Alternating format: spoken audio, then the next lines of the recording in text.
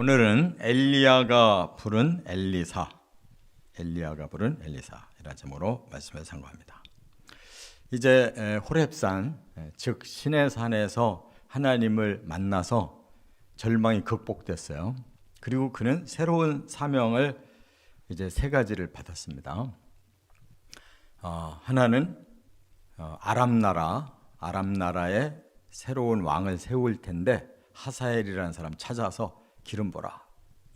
그 다음에 북이스라엘도 이렇게 악한 아합의 시대가 이제 끝난다. 그래서 이제 오물이라고 하는 왕조가 세워졌는데 그 왕조가 가장 악해요. 오물이 다음에 아합, 그리고 그 다음에 2대가 더 있어요. 이제 거기서 끝난다는 거예요. 그렇기 때문에 예후라는 사람을 찾아서 기름 부어라. 결국 이제 오므리 왕조는 4대로 끝나고 아합이 쿠데타 이렇게 해서 새롭게 나라를 시작합니다. 하나님 말씀대로 다 됐어요.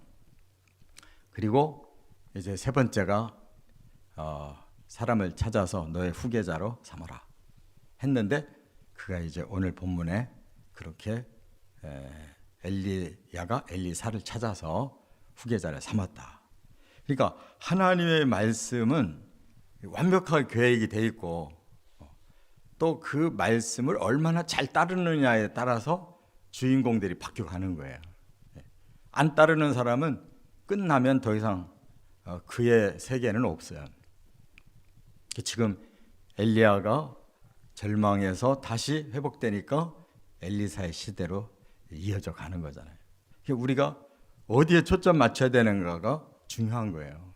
우리 생각이 중요한 게 아니고 하나님은 어느 방향으로 사람들을 이끌어서 그 방향으로 끌고 가시려고 하시느냐, 거기에 맞는 사람을 찾고 또 그 사람에게 인계를 해주고 해서 가는 겁니다.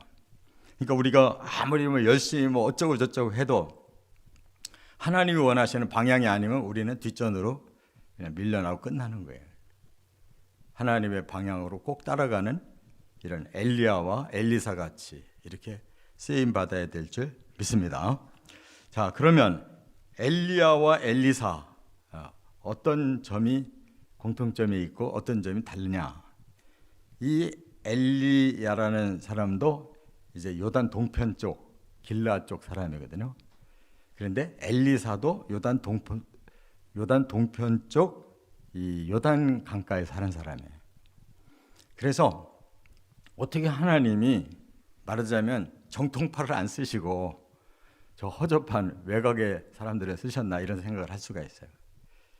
요단 동편 땅은 본래 가나안 땅이 아니에요. 하나님이 주고자 하시는 땅은 요단강을 건너서 가나안 땅을 주려고 한 거지, 요단 동편 땅은 자기들이 덤비는 바람에 그냥 정복을 했고 거기에 두 지파 반이 그냥 먼저 선수를 써가지고 우리는 여기에서 머물겠습니다 하는 바람에 그렇게 됐단 말이에요. 그런데도 이제 하나님은 골고루 쳐다보시고 쓸만한 사람은 뽑아서 쓰셨다는 거예요. 지역에 상관없이. 그래서 지금 엘리야와 엘리사 시대가 요단 동편 사람들을 쓰시는 시대란 말이에요. 그러니까 우리가 출신이 중요한 게 아니에요. 그 마음이 하나님이 쓸 수 있는 열린 마음이 있고 그렇게 하나님이 쓰실 때 틀림없이 순종하는 그런 내면이 준비된 사람은 항상 쓰시는 거예요. 그래서 엘리사의 이름은 뭐냐? 엘리사라는 뜻이 하나님 구원이시다 그 말이에요. 엘은 항상 하나님이에요. 그러니까 하나님이 구원하신다. 그 다음에 엘리야는 뭐냐? 하나님은 여호와시다. 야훼, 엘 하나님, 야훼 하는 엘리야. 그래서 하나님 여호와다. 그래서 그 이름들이 다 쓰임 받을 만한 이름을 부모들이 져준 거예요. 그래서 결국은 이제 엘리야가 8년을 더 이어서 하고 엘리사에게 이양시켜주고 엘리야는 불병거에 불말을 타고 하늘로 승천해 버렸어요. 이와 같이 우리도 멋진 하나님의 순종 속에 아름답게 쓰임 받는 게 그게 최고의 복이에요. 첫째, 19절에 보면 큰 농부였던 엘리사를 부르셨다. 본래 엘리사의 직업은 농부입니다. 왜냐하면 요단강가에 살으니까 아주 비옥하고 물이 넘치는 곳이. 그곳에 12겨릿소를 앞세우고 밭을 갈고 있었다 그랬어요. 결이라는 말이 한 쌍을 말하는 거예요. 그러면 24마리를 이렇게 농부가 한꺼번에 밭을 가는 거예요. 그러니까 12결이라고 했으면은 한 쌍을 한 농부가 이제 잡아요. 그리고 12명이 쫙 서요. 그리고 쭉 밀고 나가는 거라고요. 지금 선진국이 밭을 가를 때 보면 아주 큰 지역은 그냥 그 자동차가 그냥 같이 쫙 가로로 서가지고 쭉 나가요. 그런 식이란 말이에요. 그러니까 굉장히 부자인 거예요, 이 집은. 그런데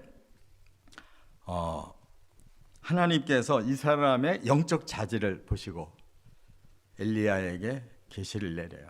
이 사람이다. 그래서 엘리야가 그에게 옷을 던집니다. 자기 겉옷을 던져요. 그 말은 뭐야? 앞으로 내 사명 네가 이어가야 된다. 그 말이에요. 그리고 이 엘리야의 겉옷은 나중에 어떤 역사가 일어나요? 기적이 일어나요. 그러니까 뭘 말하냐면 단순한 사역 이양이 아니라 하나님의 성령이 이제 너에게 부어진다는 거예요. 우리는 사명을 받고 하나님은 성령을 주시면 그때부터 일하는 거예요. 사명을 받았는데 마음에 내 자아가 일을 하기 시작하면 그 사람은 하나님께 쓰임 못 받아요. 오래 갈 수가 없어요. 왜냐하면 자꾸 딴 생각하고 딴짓하고 하나님하고 자꾸 삐뚤어지는 방향으로 나가는 사람 쓰실 수가 없어요. 성령의 겉옷이 엘리야에게서 엘리사로 넘겨지니까 엘리야가 겉옷을 떨어뜨리고 올라갔잖아요. 그것을 잡은 엘리사가 물을 치니까 막 물이 갈라지고 기적이 일어나고 그때부터 엘리야는 엘리사보다 더 많은 기적을 일으킨 선지자로 쓰임받았다. 그 이양의 과정에 상징적인 것이 겉옷이었단 말이에요. 할렐루야. 엘리야가 거저 겉옷을 던진 게 아니에요. 하나님이 주신 성령을 이제 내가 너에게 사명을 이양할 때 성령께서 너에게 임하신다. 이것이 영적인 사인이었어요. 그래서 엘리사는 정말 멋있게 하나님 만나고 하나님의 사자를 만나고 하나님의 일을 시작한 사람이에요. 자신이 큰 농부였는데 여러분 그거 버리기가 쉬워요? 두 번째가 바로 그걸 얘기하고 있어요. 20절에서 21절 상반절에 자신의 모든 것을 버렸다. 대개 이 목회자 되는 분들 중에 그런 분들이 있어요. 잘 사는 가정에서 큰 분들이 있어요. 그런 분들이 다 버리기가 힘들어요. 그러니까 항상 두 가지 일을 하는 거예요. 근데 목회 성공 못 하더라고요. 두 가지 일을 하는 사람은 못 하는 거예요. 한 길만 가야지. 그래서 하나님이 이렇게 그를 사용하겠다고 하시고 엘리야가 가서 부르니까 어떻게 해요? 싹 포기하는 거예요. 일단 저희 부모님에게 제가 갔다 오겠습니다. 부모님에게 이별을 고백해야 되겠다는 거예요. 그래서 여기 20절 하반절에 청하건대 나를 내 부모와 입맞추게 하소서 그리한 후에 내가 당신을 따르리이다 그랬어요. 그러니까 뭐 부모랑 상의해 보겠다는 뜻이 아니에요. 이별을 나누고 오겠습니다 이거예요. 하나님의 명령이 절대적이라는 것을 받아들이는 거예요. 그래서 하나님이 쓰시려고 하니까 부모와의 관계도 청산하고 나는 하나님께 바쳐야 됩니다 하고 이별을 하고 떠난 거란 말이에요. 예수님도 그랬잖아요. 이렇게 한 사람이 제가 집에 가서 인사하고 와서 주를 따르겠습니다. 그러니까 이미 너는 사역의 길을 가기로 결정되어 있으니까 그 부모는 다른 사람에게 맡겨라. 그럼 너는 네 길을 가라. 장례도 못 치르고 간 제자가 있잖아요. 그것이 뭐 예의가 없거나 가족 사랑하는 마음이 없어서가 아니라 하나님 우선이기 때문에 그렇게 명령에 순종하는 이 엘리사를 볼 수가 있고요. 그래서 예수님도 누가복음 18장 29절에 그랬어요. 네가 하나님을 위해서 부모를 버리고 전토를 버리고 헌신하면 하나님이 몇 배로 갚아주신다. 그 말은 뭐냐면 물질적인 그러한 계산으로 살지 마라.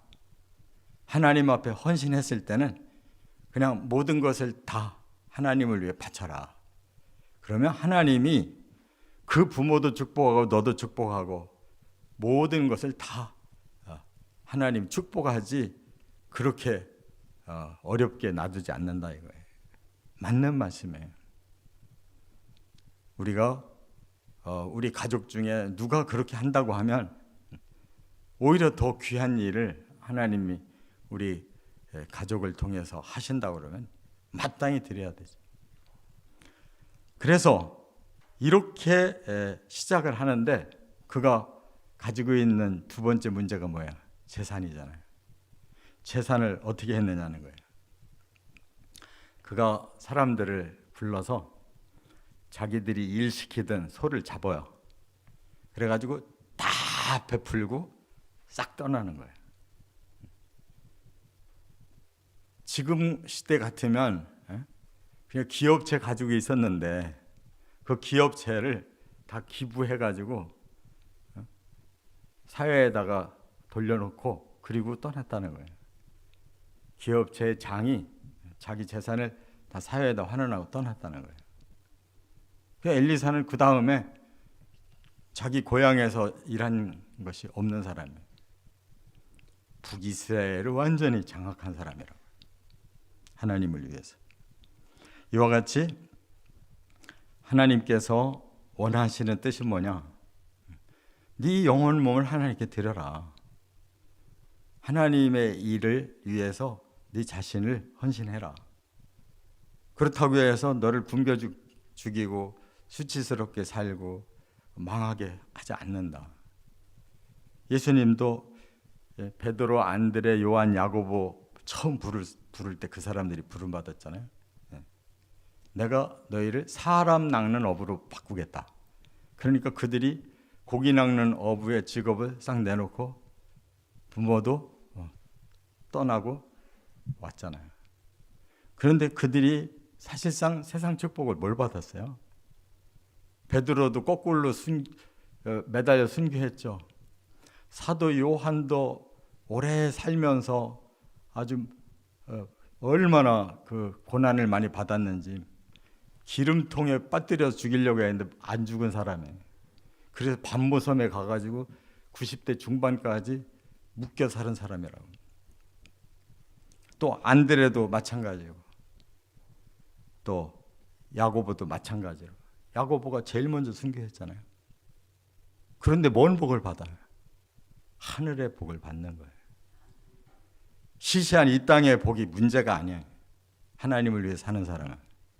왜냐하면 스스로 자기가 모든 걸 벗어버리고 갔기 때문에 이 땅에서는 순교까지 당했지만 하나님 나라의 영원한 영광을 받게 됐다는 거예요. 그게 목표인 거예요. 하나님을 위해 일하는 사람들은. 할렐루야. 이 땅에서는 그냥 살 집이 있으면 되는 거고 먹을 것이 있으면 되는 거예요. 뭘 재산을 늘리고 뭐 사치하고 뭐 사람들에게 명예를 쌓고 그런 게 무슨 필요가 있어요. 하나님 앞에 가면 하나님이 주시는 칭찬과 영광이 중요한 거지. 왜? 그 땅은 영원하니까. 욕심을 가지려면 크게 가져야지. 세 번째, 21절 하반절에 보면 엘리야를 따르며 수종을 들었다 그러세요. 여러분, 나물 부려가면서 살던 사람이 엘리야를 만나가지고 엘리야를 수종드는 그런 비서로 지금 살고 있는 거예요. 근데 그 횟수가 따져보니까 8년이나 됐어요. 8년. 여기 보면 아하르라고, 이 수종이라는 말이 아하르라고 그래요. 원어가. 그 말은 뭐냐? 발자취를 쫓는다는 거예요. 발자취를 쫓는데요. 그럼 그런 말도 있잖아요. 우리나라도 스승의 그림자를 밟질 않는다. 그렇게 스승을 존경하고 그가 스승이 간 발자취를 그대로 따라가는 거예요. 그게 바로 엘리사의 삶이었어요. 그래서 섬긴다, 봉사한다, 그런 말이란 말이에요. 이와 같이 헌신이라는 것은 자기가 주장이 되는 것은 저는 이렇게 생각합니다. 그런 거 없어요. 하나님께 기도해보고 순종하는 거지. 지 생각이 뭐가 중요해? 응? 기도하고 하나님이 원하시는 방향이 뭔가를 알면 먼저 그 방향으로 순종하면 그 다음 다른 사람들도 따라가는 거예요. 만약에 그 사람들이 거역한다면 그건 하나님이 다루실 문제인 거예요. 왜냐하면 하나님의 뜻대로 가면 되는 거고 하나님 뜻이 아니면 하나님이 그들을 사용하지 않는 거예요. 이렇게 그 길을 갔기 때문에 8년 후에 엘리야가 나 이제 하나님 부르시니까 가야 되겠다. 그러면 알겠습니다 하고 인사를 하고 작별해야 되는데 엘리사가 그런 사람이 아니에요. 계속 따라가는 거예요. 이 지역 저 지역으로 계속 따라가요. 그래서 엘리야가 피곤해가지고 너 그만 따라와라. 그러니까 저는 스승님이 받은 성령을 배나 더 받고 싶습니다. 하나님 일을 하려면 배나 성령을 받고 싶다는 거야. 그래서 내가 올라가는 거 잘 쳐다봐. 그리고 올라가면서 겉옷을 던져줘요. 그 겉옷을 가지고 엘리사가 물을 치면서 건너갔다는 거예요. 그 기적이 일어난 거예요.